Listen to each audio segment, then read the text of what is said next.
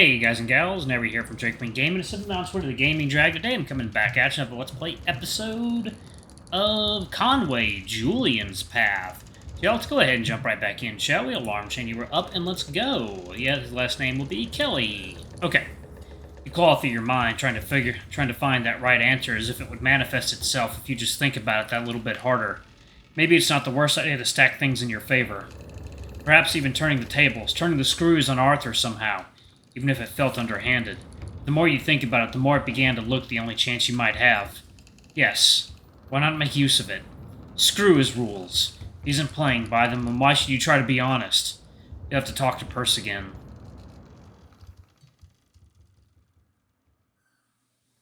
You remember once, as a kitten, you stole some bread from the Carl Frank, the neighborhood baker. You hadn't even meant to. It was out of the other rubbish, baked the day before and never sold. Hell, Carl probably had thrown it away. But the moment he saw you take the stale half-loaf, suddenly it was his again. He hadn't said anything, of course. Later that evening, you stopped by, and without thinking about it, you told your mother you had no idea what he was talking about. That wasn't wrong. The only memory you had was that you were no longer so achingly hungry. Were you going to say anything or just stare at me like an idiot? Carl came back the next day with a constable. He described the outfit you were wearing down to the unmended tear on the sleeve. Feeling the constable's glare, his judgment, you thought you would never feel so trapped again in your life. You have the same feeling now. You. Yeah, good job. We've established that there are two people talking. I need your help. So? You said you had some alcohol, something I could use to... From the way he's looking at you, Perce already knows exactly where this is going. It's not even like he's playing coy. It's like he just wants to enjoy making you say it out loud. You sigh heavily. Something I could use to bribe Arthur. The corner of his muzzle turns ever so slightly in a telling sneer. Oh, come now. I didn't say that. All I said was that you might want to smooth things over. Show you're a valued member of the crew. Right, so let's talk straight. What do you want from me in exchange? What would it take? What you're really asking is, what do I have to offer? A certain seaminess oozes off the jackal, almost as intangible as the smell of everyone on the Conway, in such close quarters, but different, more tawdry. You know what I'm offering, too. Or maybe I've heard. Well, you think it's a small ship. Gossip travels faster than any mail carriage back on land. On the other hand, you don't need everyone talking. I have no idea what you've heard, Perce, but... Yes? But if you can keep your muzzle closed, I can open mine. How's that? Oh, that might be worth some watered-down rum. He leans back as if he had to seriously consider the offer, although you suspect both of you knew it was never actually in doubt.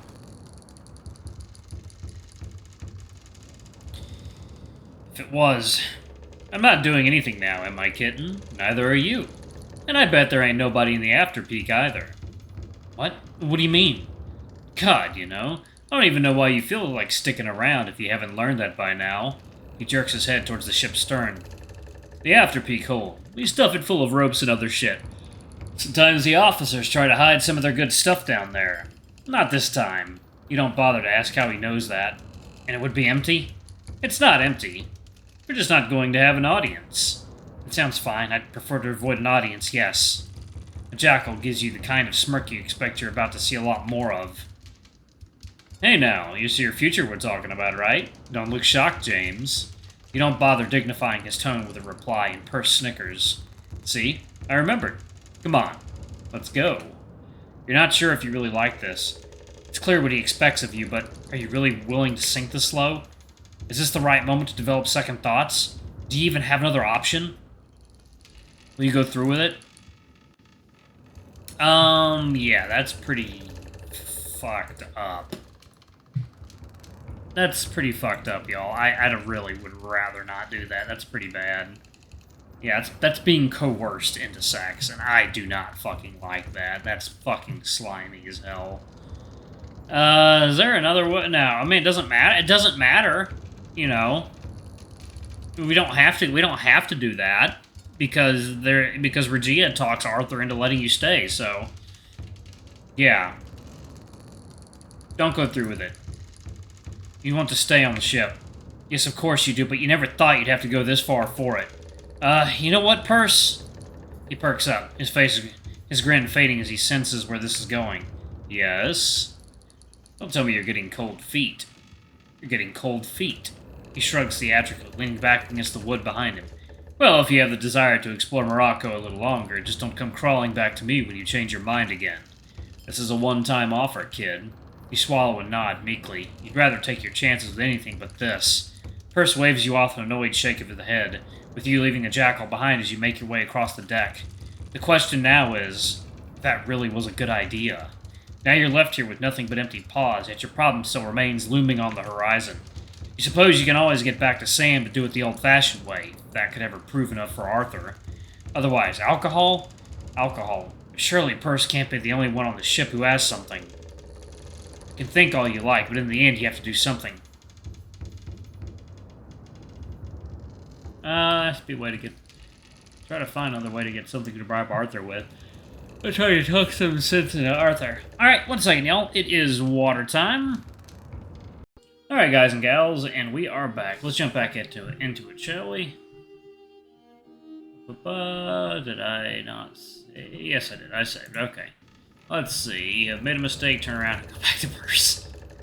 Give up on trying to talk with Arthur and instead see if Samuel has any work for you. Perhaps a bribe, but just have made it worse. Go to Arthur without a bribe. Actually, I'm kind of curious as to how this part will work out. Let's see. Easier said than done. You know his cabin, but actually overcoming the anxiety to confront him is a completely different challenge. An hour later, you manage to go as far as to stand in front of the door, but you don't have it in you to actually knock. You just can't get your arm to move no matter how hard you try. What if this will make it worse? Instead, you watch the day pass with the bottle sitting among your belongings. Oh, so nothing actually fucking happened. Oh. The sense of time weighing down makes the growing night feel darker, worse than the sense of having run out. You sigh, leaning on the gunwale. The cool nightly breeze pulls at your fur, but you pay its tricks no heed. You're alone, both in your thoughts on the deck and in the task to come. Glancing out across the wide rolling waves, you make out the faint, distant ripple of silver, moonlight catching the water close to the horizon. Even though you know it'll still be some time off, you strain your eyes trying to spot the steady flicker of lights, signaling for the nearby shore. Sometime all too soon, your paws would grip the steady feeling of land underfoot, and that would be the end of this. Unless you can make tonight count. You gulp, taking a deep breath of the salty breeze. It helps to soothe the unsteady feeling in your gut, but a sharp cramp in your paw unsettles you. You pull it back, massaging your swollen pad, the weave of the rigging imprinted onto your palm. There's a certain warped irony in your future that's not lost on you. The very thought that being back on terra firma could feel so uncertain. You try to gulp down the acrid tinge crawling up your gullet, doubling over the side of the ship as a precaution. You retch, mostly dry, but the sensation still burns your throat. Fuck. You straighten up and grab a gulp of fresh water, trying to wash your final supper back down inside, or failing that, at least freshen up your breath. Come on. You sniff, trying to keep a lid on things. You need to do this. Not even need, you want to stay. That's why you've done all those things. Hopefully they'd count. James, come on. Don't be a coward. Saying the words to yourself sparks an ember of defiance. You'll hate yourself if you don't at least try.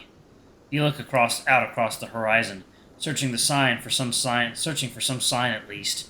You can't say that you'll believe in all that sailor superstition, but something, anything that might spur your spirits further would be a welcome straw. The night stares back at you with its same uncaring emptiness. Fine, you hiss, turning your back to the scene, staking across the deck. You never were going to hold yourself up to mercy, the seas or otherwise. Jaws set, you make your way towards the officer's quarters at the stern of the ship, trying to stop your claws catching between the planks. Anger, particularly a self-righteous one, warms your heart and lends you courage. You've been trying to pin down that damn horse for the entire day, pushing to the front of the work, swapping your rest with the other watch's work, running your paws across the entire length of the ship.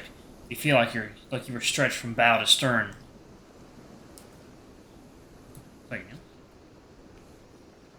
There we go.